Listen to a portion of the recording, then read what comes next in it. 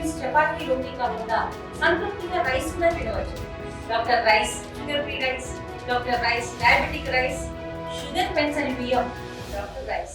Welcome to RTV. నేను మీ గయాజ్ని. ప్రస్తుతం మంత్రి నారాయణ గారు మనతో ఉన్నారు అనమాట. సార్, లోకేష్ ప్రోగ్రామ్ ఏంటి?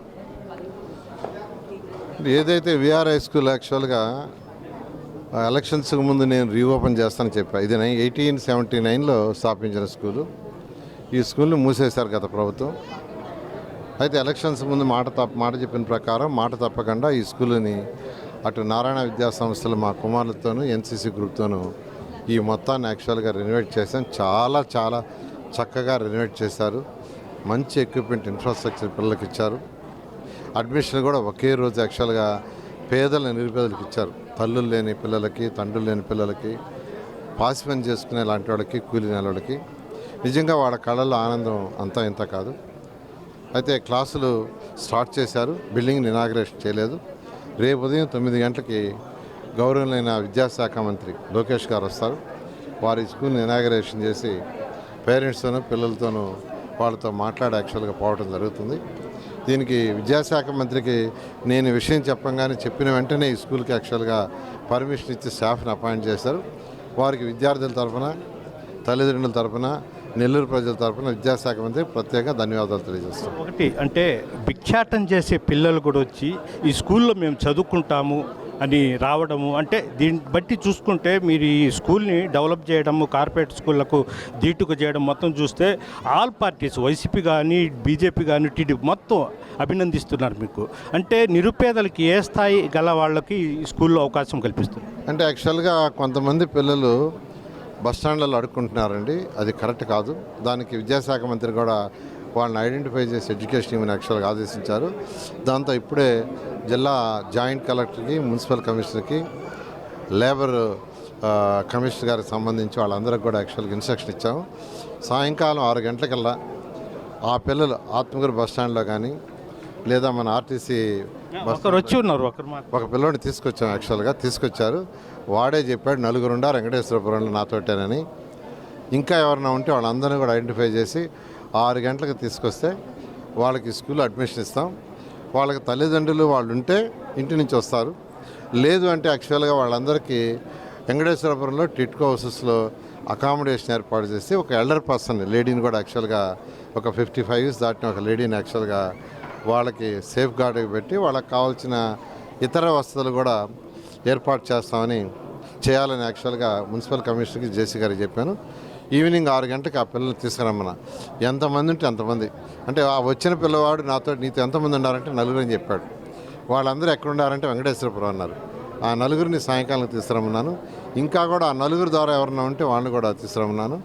అటువంటి వాళ్ళకి నెల్లూరు కార్పొరేషన్లో పిల్లలు బెగ్గర్స్గా ఉండటానికి లేదు. ఒక పాలసీగా తీసుకొని వాళ్ళందరికీ అవసరమైతే ఒక 10 మందో, 20 మందో, 30 మందో, 50 మందో వాళ్ళకి అకామిడేషన్ అరేంజ్ చేస్తాం. ఒక ఎల్డర్ పర్సన్ని టేక్ కేర్గా పెడతాం. వాళ్ళకి కావాల్సిన ఫుడ్ కానీ, ఇతర వస్తువులు కానీ అన్నీ కూడా ఒక తల్లిదండ్రులలాగా మున్సిపల్ కార్పొరేషన్ తీసుకుంటాం. సార్, ఒకటి అంటే ఆ పిల్లల్ని ఆర్టీవీ కూడా ఇంటర్వ్యూ చేయడం జరిగింది. వాళ్ళు చెప్పడం ఏంటంటే, మేము అంటే భిక్షాటం చేసుకుంటా ఉన్నాము, మా కళ్ళ ముందే వాళ్ళు యూనిఫామ్ వేసుకొని పోవడము, పుస్తకాలు లేవు, అసలు ఎలా చదువుకోవాలని చూసాం. మేము ఈ పక్క భిక్షాటం చేస్తుంటే పేద పిల్లలకు స్కూల్ అని మంత్రి నారాయణ గారు పెడుతున్నారు, అందుకు వచ్చాం మేము అంటున్నారు. అంటే ఇలాంటి పూర్తిదాయకం ఇంకా వేరే స్కూల్స్ కూడా ఇంకా పెట్టే అవకాశాలు ఏమైనా ఉన్నాయి మీరు? అదే నేను కూడా యాక్చువల్ అబ్బాయితో ఇంటరాక్షన్ అయ్యాను, ఒక చిన్న అబ్బాయితో. ఆ అబ్బాయి అడుగు చక్కగా అవన్నీ ఆడుకోవటం అన్నీ చూశాడు. నేను అడిగాను, చదువుకుంటాను అని చెప్పాడు. కాబట్టి అసలు మనం ఫస్ట్ మన బాధ్యత ఏంటంటే ఐడెంటిఫై చేయాలి. ఆ పిల్లవాడిని అడిగితే రోజు ఎంత వస్తుందంటే 200 వస్తుంది అన్నాడు. వెంకటేశ్వరపురం నుంచి బస్ స్టాండ్కి రావడానికి ఎంత ఖర్చు పెడతా అంటే 10 రూపాయలు ఆటో ఖర్చు పెడతానన్నాడు. షేరింగ్ ఆటో, చిన్నపిల్లాడు. సో దీనికి అలవాటు అయ్యారు. ఎందుకంటే వాళ్ళ తండ్రి యాక్చువల్గా కూలీ నాలుగు చేసుకుంటున్నారు. మదరు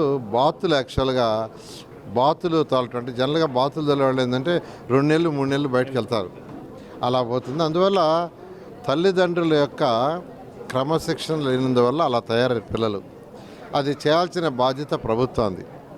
ఆ దృష్టితోనే విద్యాశాఖ మంత్రి గారు ఇచ్చిన ఆదేశాలతోనూ నెల్లూరు ఎమ్మెల్యేగా యాక్చువల్గా నెల్లూరు మున్సిపల్ మంత్రిగా యాక్చువల్గా నెల్లూరు కార్పొరేషన్లో ఏ ఒక్క పిల్లవాడు కూడా ఈ రోజు నుంచి బెగ్గింగ్ చేసుకోవటానికి లేదని అటు కలెక్టర్ గారికి అటు మున్సిపల్ కమిషనర్ గారికి ఆదేశాలు ఇచ్చాను. వాళ్ళు ఆ పని మీదే ఉండారు. అదేవిధంగా లేబర్ యాక్చువల్గా ఎవరైతే లేబర్ జేసీ గారు ఉండారో ఆయనకు కూడా ఆదేశాలు ఇచ్చాను. వాళ్ళు ఆ పని మీద ఉండారు.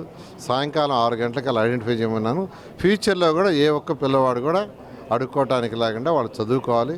వాళ్ళకి కావాల్సిన అన్ని సౌకర్యాలు మన మున్సిపల్ కార్పొరేషన్ ఏర్పాటు చేస్తుంది. నారాయణ గ్రూప్ కూడా ఏర్పాటు చేస్తుంది. Okay, thank you sir. ఇది పరిస్థితి. నిరుపేదల కోసము ప్రత్యేకంగా జిల్లా ఈ జడ్పీ హై స్కూల్ని కూడా ఏర్పాటు చేయడం జరిగింది. నెల్లూరు నగరంలో నిరుపేద పిల్లలు, భిక్షాటన చేసే పిల్లలు, ఎక్కడైనా షాపుల్లో పనిచేసే వాళ్ళు లేకుండా వాళ్ళందరినీ మంచి విద్యాబుద్ధులు నేర్పించే విధంగా ఏర్పాటు చేస్తామని కూడా మంత్రి నారాయణ చెప్తున్నారు. వీడియో ప్రదీప్తో Gayaz, RTV, VR high school నుంచి. తెలుగులో న్యూస్ కి ఫాస్టెస్ట్ యాప్ ఇప్పుడు టోటలీ న్యూ అవతార్లో జస్ట్ 5 seconds లో కంప్లీట్ న్యూస్. సోషల్ మీడియాలో ట్రెండ్స్ కి one stop solution. Live TV app voice search option తో ఇప్పుడే డౌన్లోడ్ చేయండి లేదా అప్డేట్ అయిపోండి. యాప్ లింక్ డిస్క్రిప్షన్ లో ఉంది.